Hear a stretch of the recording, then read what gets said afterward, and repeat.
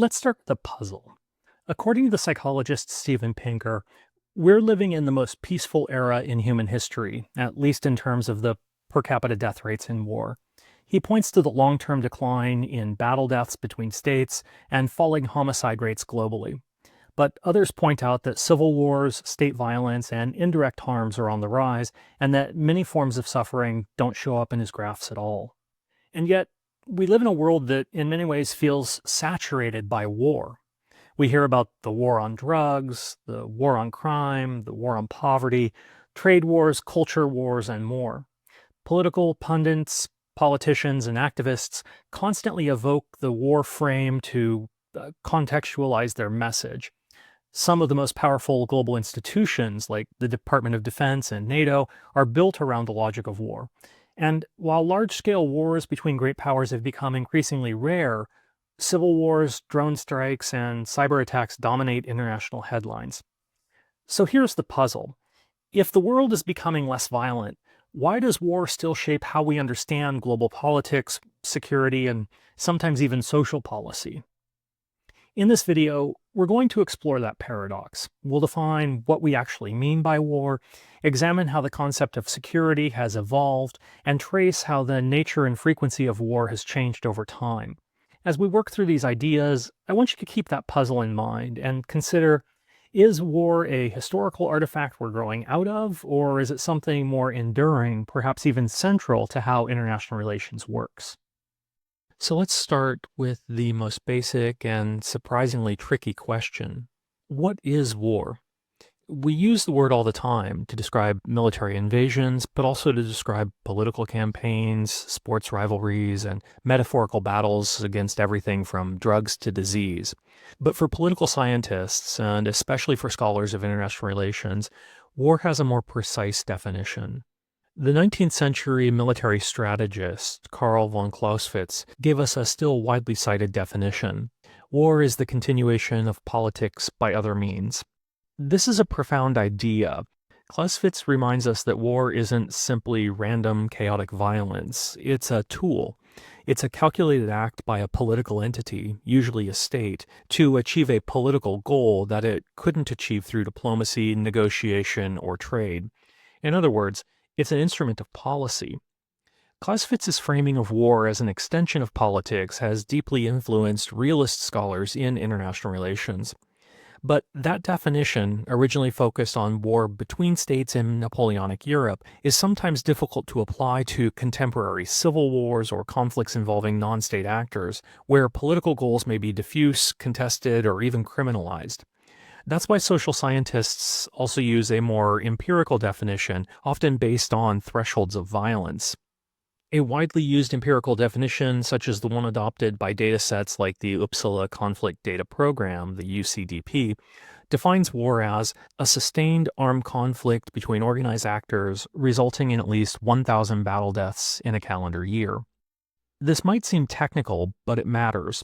It allows us to distinguish war from other forms of political violence, like skirmishes, coups, political repression, or terrorist attacks. It also helps us track patterns of violence and conflict over time, which we'll come back to later in this video.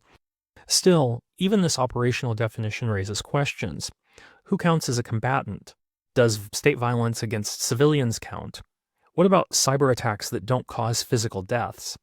In other words, the very definition of war is political rather than technical.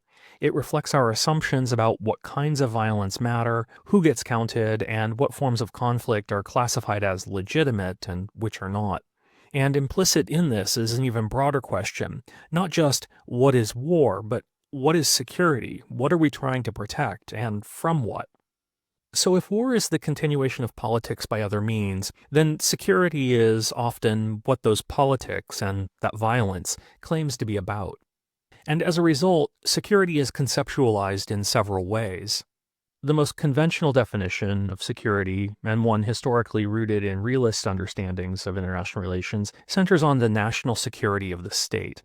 In other words, it assumes that the state is the central actor in world politics, and security is about defending its borders, maintaining its sovereignty, and protecting its national interests, often through the use of force. The logic is straightforward. In an anarchic international system with no world government, every state must protect itself. The second image of security is rooted in collective security. This concept, which is grounded in liberal internationalism and expanded in the aftermath of World War I, essentially advances the idea that an attack against one is an attack against all. This logic underpins universal institutions like the United Nations and underscores collective defense arrangements like NATO, where members pledge to defend one another from external attack. Finally, in the 1990s, after the Cold War, a third vision of security emerged, as critical theorists and policymakers stopped asking, is the state secure, and started asking, are the people secure? That's the logic behind human security, a concept championed by the United Nations Development Program in its landmark 1994 Human Development Report. Human security shifts the focus from tanks and borders to basic human needs, including protection from violence, access to food, clean water and healthcare, and freedom from want or fear. The concept has since influenced UN programming and peace-building initiatives, and its core themes are reflected in the Sustainable Development Goals, especially those addressing poverty, inequality, health, gender, and peace. Each of these approaches to security offers a different map of what security is and what it's for. In the simplest terms, we can think of national security as asking, how do we defend the state? Collective security is asking, how do we prevent wars between states? And human security is asking, how do we protect the people, especially the most vulnerable, from harm however it's caused? So far we've focused on war and security, but what about peace? We usually think of peace as simply the opposite of war. But Johan Galtung, who's often cited as the founder of a field called peace studies, argued that this view is too narrow. Instead, he proposed a typology that's been deeply influential in both peace studies and in critical approaches to international relations. And that typology differentiates between what Galtung terms positive and negative peace. Negative peace is what most people mean when they say peace. It's simply the absence of direct physical violence. There's no fighting, no bombing, no war. Think of it as a ceasefire. The shooting is stopped, but the underlying tensions, inequalities, or injustices may still be there, just simmering beneath the surface. Positive peace, by contrast, goes deeper. Positive peace focuses on the presence of social justice, equity, and structures that prevent violence in the first place. Positive peace thus means not just ending war, but building conditions that make war less likely to return. Functional institutions, inclusive governance, equitable access to education and healthcare, economic opportunity, environmental sustainability, and fundamental respect for human rights and dignity. Galtung's framework helps us expand how we think about both war and peace in international relations. It's possible to have negative peace without justice. Think about authoritarian regimes that claim to be peaceful because dissent is suppressed. And it's also possible to prevent war without solving deeper structural problems, which means the conditions for violence might still be present. This is why Galtung's framework resonates with critical, feminist, and postcolonial approaches to security. In fact, as we'll see in later videos, efforts like peacekeeping and transitional justice are often about trying to move from negative peace to positive peace, from the absence of violence to the presence of justice. The various theories of international relations we've considered so far have fundamentally different conceptualizations on war and security.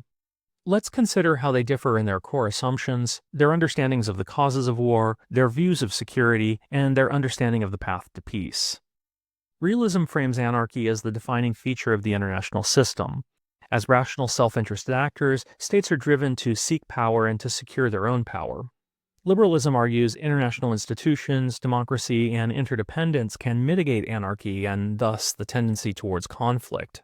Constructivism focuses on the importance of norms, identities, and ideas rather than on material forces in driving conflict in global politics.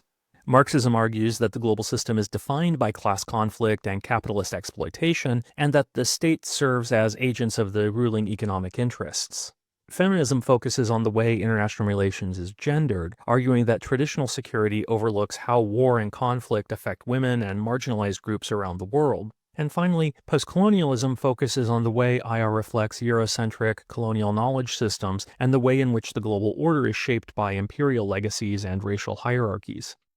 With respect to the causes of war in international relations, realism asserts that conflict is inherent under conditions of anarchy. Power transitions, security dilemmas, and arms races are the natural outcome of such a system, and this makes war all but inevitable. Liberalism views war as resulting from a failure of institutions, a lack of democratic governance, or insufficient interdependence. Constructivists argue war is primarily the result of socially constructed identities, most notably the enemy-other framing. Constructivists examine how norms such as humanitarian intervention or the nuclear taboo shapes what counts as justifiable use of force. Marxism tends to understand war as a function of imperialism, competition for markets and resources, and capitalist exploitation. War, they argue, primarily serves the interests of capital. Feminism emphasizes the role of patriarchy, militarism, toxic masculinity, and the exclusion of women's voices in decision-making. And postcolonialism centers their analysis on the legacies of colonialism, neocolonial interventions, imposed borders, and cultural domination of the global South by the global North. In terms of their view of security, realism focuses almost exclusively on national security, defined largely in terms of state survival and the protection of sovereignty through military force. Liberalism, by contrast, centers collective security and institutional mechanisms to manage conflict and prevent escalation. Constructivism argues that security is shaped by socially constructed ideas of threat and legitimacy. Constructivists also highlight how international norms, like those surrounding sovereignty, self-determination, or humanitarian intervention, shape what kinds of wars are seen as legal or legitimate. Marxism focuses on structural violence and economic inequality, which they generally maintain are inseparable from physical force. Feminism envisions security as centering on human security, care work, and protection from physical and structural violence. They also focus on the impact of sexualized violence in the context of war. And postcolonialism sees true security as centered on liberation from colonial power structures and racialized violence.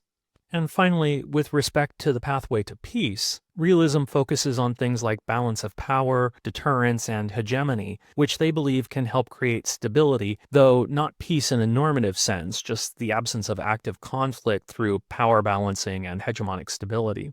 Liberalism believes that democratic peace, international institutions like the UN and the WTO, and economic interdependence can help maintain international peace. Constructivism argues that peace derives from changing identities and reshaping norms like nonviolence, non-interference, and sovereignty, as well as in promoting alternative discourses of peace. Marxism asserts that peace is only possible through ending capitalist exploitation, which would be achieved through a global revolution or through radical transformation of the economic order. Feminist scholars point to the need to redefine security away from militarism and towards human well-being. They highlight how including women in peace negotiations, as seen in Liberia and Colombia, leads to more durable peace, and advocate for demilitarization and investment in social care. And finally, postcolonialism maintains that decolonization, epistemic justice, and valuing the perspectives and experiences of the global South, including restructuring international institutions in meaningful ways to reflect these perspectives and experiences, is key. Wars vary in a number of ways, including who fights in them, where they happen, how they're fought, and what they're fought over. As a result, in international relations, we often categorize wars into a number of different typologies to make sense of this complexity. These categories help scholars track patterns, compare conflicts, and design policy responses. Let's take a look at some of the most widely used distinctions. Interstate war is what most people imagine when they think of war. Two or more sovereign states fighting each other across national borders. Classic examples include World War I, World War II, the Iran-Iraq War, or the Russian invasion of Ukraine. Interstate wars are historically common, but have become increasingly rare in recent decades. Instead, intrastate war, what we often refer to as civil wars, have become more common. Indeed, today, civil wars are the dominant form of warfare worldwide. Intrastate wars are fought within the borders of a single state, often between the government and one or more insurgent groups. Examples of such wars might include the Syrian Civil War, the U.S. Civil War, or the ongoing conflict in Sudan. These wars often last longer, produce more displacement, and are harder to resolve than interstate wars. And there are some conflicts that don't fit neatly into this interstate-intrastate distinction. Extrastate wars typically involve the state fighting a non-state actor outside its borders. These are often historically associated with colonial wars, like the French War in Algeria, but the term is also now used to describe counterterrorism operations, like the U.S. drone operations against non-state groups in Yemen or Somalia. And finally, transnational violence involves non-state actors operating against multiple states, most often via terrorist organizations or transnational rebel networks. These conflicts often blur the line between internal and international wars. Examples might include Al-Qaeda, which operates through affiliate groups in Afghanistan, Pakistan, Yemen, Syria, and across North Africa, or the Lord's Resistance Army, which operated across Uganda, South Sudan, the Democratic Republic of the Congo, and the Central African Republic. We sometimes differentiate between total wars, which mobilizes all of a country's military, economic, and civilian resources and targets combatants, civilians, and infrastructure alike, and limited wars, which use restricted force and pursues more limited objectives. World War I and II are examples of the former, while the Gulf War might be an example of the latter. But the same war might be framed as a total war for one country and a limited war for another. The Vietnam War is a great example of this. From the perspective of Vietnam, the Vietnam War was a total war. Civilians were directly targeted or affected, especially in South Vietnam and during the U.S. bombing campaigns. The entire economy was mobilized for the war effort. Mass conscription, total resource allocation, and prolonged hardship characterized the conflict, and national survival and reunification were at stake. But for the United States, the war looked very different. The United States never fully mobilized its economy or conscripted the majority of its population. The homeland was never directly attacked, and U.S. war aims were strategic and geopolitical rather than existential. And while the war was politically divisive, it was nevertheless fought with limited engagement compared to World War II and within strict constraints, for example, by avoiding expanding the war to involve China or the Soviet Union. We can also distinguish between conventional wars, which involve organized militaries using traditional battlefield tactics, and unconventional wars, which tend to involve non-state actors and tactics, including guerrilla warfare, insurgency, terrorism, or cyber capabilities. This distinction, however, is increasingly blurred in modern conflicts, and there are several reasons for this. First, state and non-state actors are mixing tactics. Modern conflict often features state militaries fighting irregular forces or using irregular methods themselves, including cyberattacks, disinformation, or proxy forces. Think, for example, of Russia's use of unmarked soldiers and local militias in Crimea.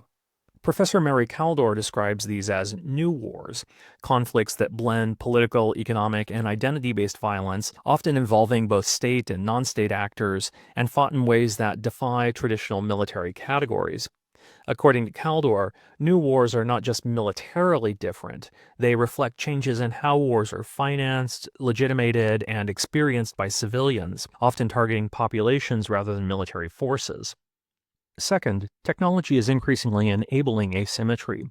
Drones, cyber warfare, and information ops allow non-state actors or weak states to strike powerful militaries without conventional force. Think of how Iranian-backed militias are using drones against U.S. bases and shipping in the Red Sea and the Gulf of Aden. And third, battlefields are increasingly decentralized. Many modern conflicts are urban, fragmented, and transnational, making it harder to define who is fighting whom and by what rules. Think of how the Syrian civil war involved regular armies, militias, foreign fighters, and international airstrikes, all overlapping in a single conflict.